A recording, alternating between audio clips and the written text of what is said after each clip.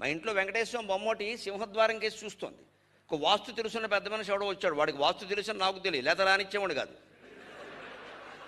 మామూలుగా ఏదో పని మీద వచ్చి కూర్చోమన్నాను. కాసేపు ఉన్న తర్వాత ఈ వెంకటేశ్వరం బొమ్మ ఇటు చూస్తోంది, సింహద్వారం చూస్తే నీకే అన్నాను నేను.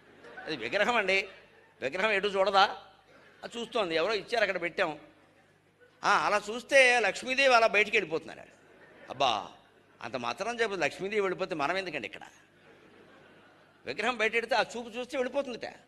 నేను వెంటనే అన్నాను, నేను బాగానే ఉన్నానండి, 2 ఇళ్ళు కట్టుకున్నాను, సుఖంగా ఉన్నాను, నాకు 2 పిల్లలు, 2కి చెరో ఇల్లు ఇచ్చేస్తాను, నేను సుఖంగా బాగానే ఉన్నానండి, ఎదురింటి వాళ్ళు చాలా ఇబ్బంది పడుతున్నారు, నేను వెళ్ళిపోవాలని పెట్టానన్నా. ఈ మాట మనలో చాలామందికి నచ్చదు. అదేమిటండి లక్ష్మీదేవి వెళ్ళిపోవాలమ్మా, మనకు అవసరం లేదు, వెళ్ళిపోమని చెబుతున్నాం ఏమిటట. మనకు అవసరం లేదు.